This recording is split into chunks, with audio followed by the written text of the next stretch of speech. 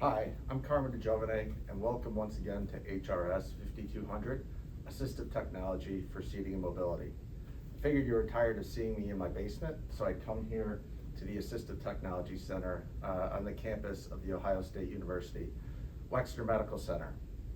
So this week we'll be going over Module 2, Seating and Mobility for the service delivery process. But before we do that, I just want to recap Module 1, Introduction to Seating and Mobility, the evaluation process.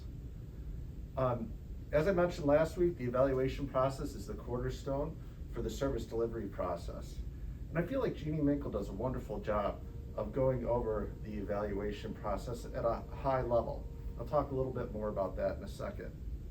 As you recall, there's three components to the evaluation process: the interview, the functional assessment of mobility, and then the functional assessment of posture.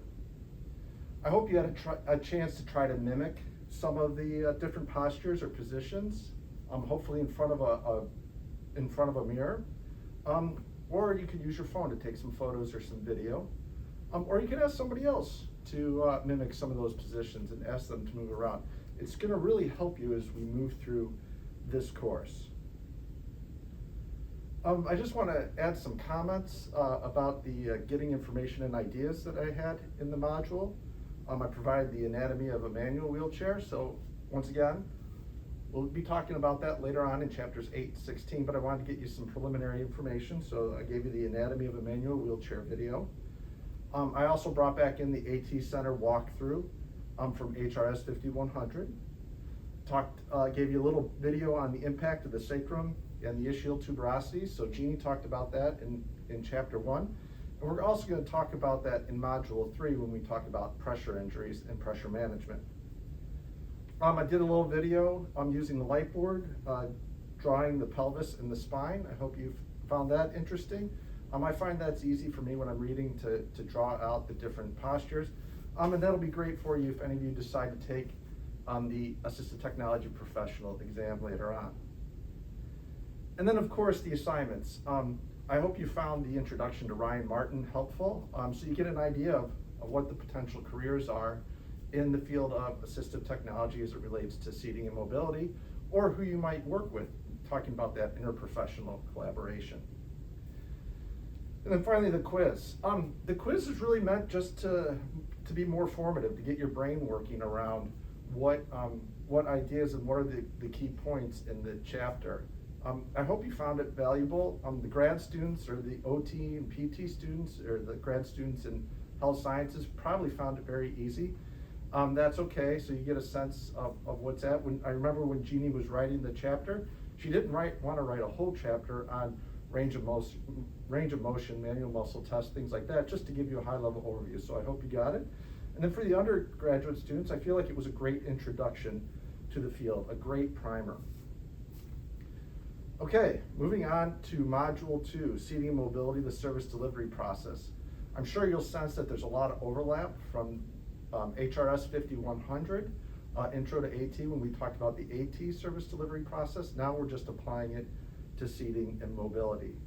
In terms of gathering information and ideas, I'm just going to have you review the AT, RT, RE, and HAT overview from HRS 5100, so I included that video.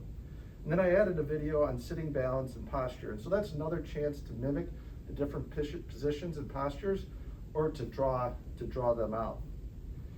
And then for an assignment, we're going to start our first video case study discussion. I'll introduce you to Kelly as we go through this.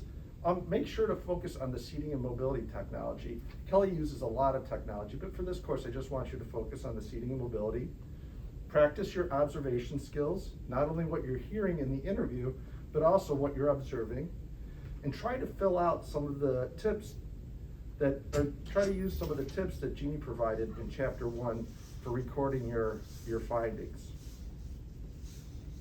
Finally, in the area of cool AT for seating mobility, I want to make you aware of the Assistive Technology Journal, just published called a special issue in December, that was funded by the World Health Organization and UNICEF. The special issue is called Companion Papers to the Global Report on Assistive Technology. So I'll provide a link in the overview page But I think it's a great example of what is going on in assistive technology internationally.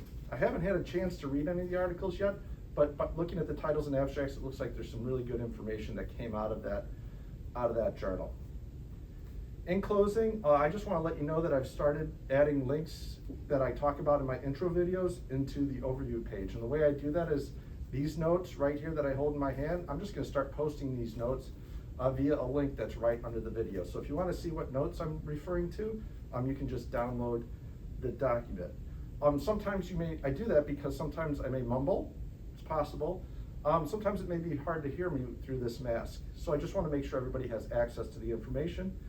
And then I'm trying to model it using different modalities when it comes to instruction and how we can use different modalities in the education setting. Reach out to me if you have any questions about the course or about the certificate program. Remember to keep an eye out for seating and mobility technologies out in the community and barriers that seating and mobility technologies can help you overcome in the community, and take pictures and post them online. Have a great week and enjoy Module 2.